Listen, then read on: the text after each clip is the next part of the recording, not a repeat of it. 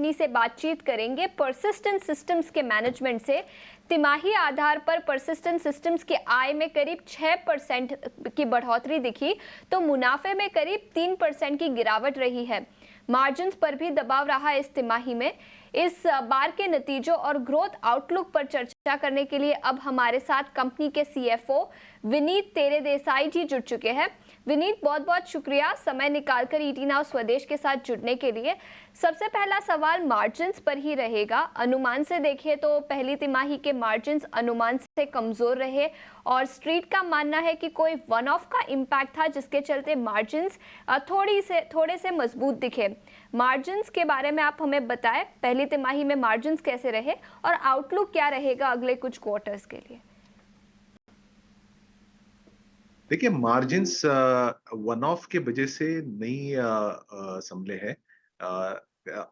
मैं आपको पूरा एक थोड़ा सा विस्तार में बताने की कोशिश करता हूँ।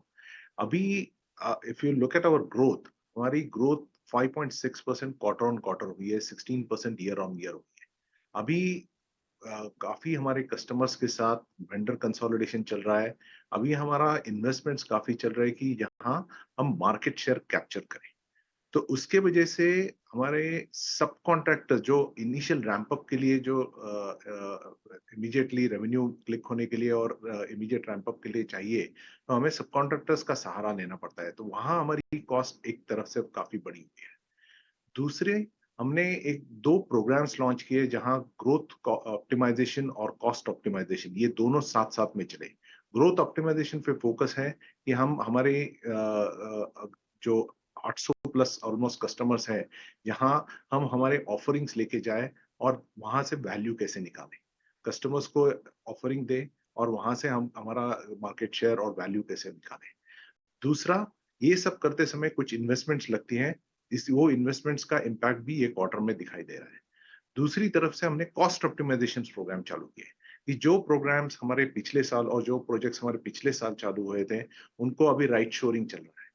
तो उसके वजह से जो कॉस्ट में बेनिफिट आना चालू हो जाएगा, उसका पार्शियल इफेक्ट ये क्वार्टर में दिखाई दिया है। पार्शियल इफेक्ट, मेजर इफेक्ट आपको सब्सिक्वेंट क्वार्टर्स में दिखाई देगा।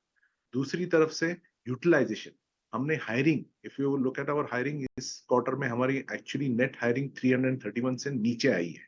सो हमने क्या किया है, हमारे बेंच को ऑप्टिमल यूटिलाइजेशन पे लेने की कोशिश कर रहे हैं। अभी भी हमारा यूटिलाइजेशन 82% पे है। There is a 200-300 basis point possibility कि हम उसको और भी बढ़ा सकते हैं।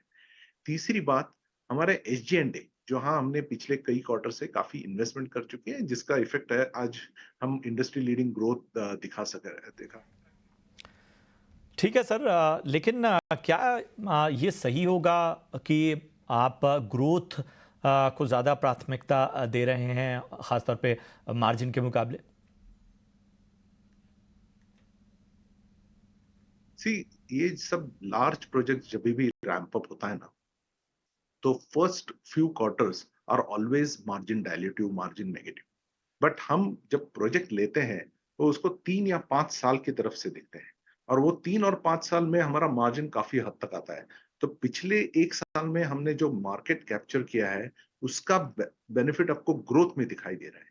अभी इसकी जैसे राइट शोरिंग चालू हो जाएगी, जैसे हम सब कॉन्ट्रैक्टर्स को फुल टाइम एम्प्लॉयज में कन्वर्ट करना चालू करेंगे, उसका हम बेनिफिट आपको मार्जिन में दिखाई देगा। अगर वो कॉन्फिडेंस नहीं रहता, तो हम आज हमारी एम्प्लॉइज को इंक्रीमेंट्स रोल आउट नहीं कर सकते थे।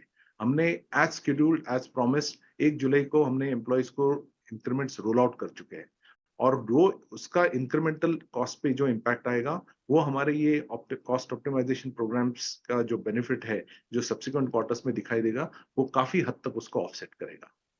तो हमारी एस्पिरेशन तो FY24 के लिए, FY25 के लिए उतना ही मार्जिन 14.5 तक का मार्जिन अगर हम मेंटेन कर सके तो मेंटेन करने की कोशिश करेंगे, और उसको बढ़ा सके तो बढ़ाने की भी कोशिश करेंगे। बिल्कुल, तो ये तो राय थी इस सेगमेंट को लेकर, लेकिन ऑर्डर बुक पोजीशन पर भी आपकी राय लेना चाहूंगी। ऑर्डर बुक की पोजीशन अभी कैसी है और आउटलुक क्या रहेगा सेगमेंट वाइज, अगर आप हमें बता सके कौन से सेगमेंट्स में ज्यादा ग्रोथ नजर आ रहा है? सी हम इतने डाइवर्सिफाइड नहीं है। हमारा फोकस 3 वर्टिकल्स पे ज़्यादा है। हमारा revenue health care, banking, financial services vertical और टेक वर्टिकल, ये तीनों वर्टिकल से हमारा मेजॉरिटी ऑफ द रेवेन्यू आता है। तो अगर आप हेल्थ केयर की ये बुकिंग देखेंगे तो बहुत ही अच्छी हैं। बैंकिंग, फाइनेंशियल सर्विसेज वर्टिकल में हमने काफ़ी हद तक ग्रीन शूट्स देखे हैं। तो उसके वहाँ रेवेन्यू ग्रोथ भी अच्छी हुई है और बुकिंग भी अच्छी हुई है। हम उसको क्वार्टर ऑन क्वार्टर नेसेसरीली नहीं देखना चाहिए, उसको ईयर ऑन ईयर आप देखेंगे तो आपकी TCB as well as ACB booking कैसी है, वो दोनों तरफ से वेरी, वेरी स्ट्रॉन्ग बुकिंग्स आ रही है। तो हमें अभी तो ये 2 सेक्टर्स पे काफ़ी भरोसा है कि यहाँ से ग्रोथ अच्छी रहेगी और बुकिंग्स भी अच्छी रहेगी। टेक वर्टिकल ने थोड़ा-सा स्लो है मगर हम उसमें भी अभी ग्रीन शूट्स देख रहे हैं। तो आगे के क्वार्टर्स में आपको वहाँ से भी ग्रोथ आनी दिखाई देगी। बहुत-बहुत शुक्रिया करेंगे आपका हमारे साथ इस चर्चा में जुड़ने के लिए। आपको, आपकी पूरी टीम को, आपकी पूरी कंपनी के आगे के कारोबार और ग्रोथ प्लान्स के लिए हमारी तरफ से ढेर सारी शुभकामनाएँ। तो ये था परसिस्टेंट का मैनेजमेंट, तमाम कारोबारी पहलुओं के बारे में हमने आपको जानकारी दी। और चलिए अब इसी के साथ इस पर एक राय ले लेते हैं। प्रदीप जी, परसिस्टेंट ज़रा बताइए, जो नतीजे रहे हैं उन चीज़ों में कह सकते हैं प्लस माइनस थोड़ा है, लेकिन फिलहाल जो बाजार है वहां पर हम एक दबाव देख रहे हैं। क्या नजरिया बन रहा है आपका परसिस्टेंट को लेके? जी, गुड आफ्टरनून। तो परसिस्टेंट में हमने रिसेंट पास्ट में काफी अच्छी रैली देखी है। इनफैक्ट ये जो रिसेंट हमने वीकनेस देखी है 1-2 दिन की, उसके बावजूद ये ईयर टू डेट 24% ऊपर है। मेरे हिसाब से एक इम्पोर्टेंट सपोर्ट ये आज के फॉल के बाद अप्रोच कर रहा है, और वो सपोर्ट रहेगा इसका 45-20 का, जो इसने 11 जुलाई को बॉटम बनाया था, और इसी के आसपास इसकी 20 डीएमए का सपोर्ट भी है। तो ये अगर 45-20 का सपोर्ट टूटता है तो फिर एक डीपर करेक्शन इसको करीबन 4180 टू 4200 के आसपास ले जा सकता है। तो मेरे हिसाब से जो भी लॉन्ग पोजीशन है उसमें 45-20 का एक स्टॉप लॉस जरूर से लगाना चाहिए। बिल्कुल, तो ये है नजरिया इस वक्त आता हुआ प्रदीप जी की तरफ से। बहरहाल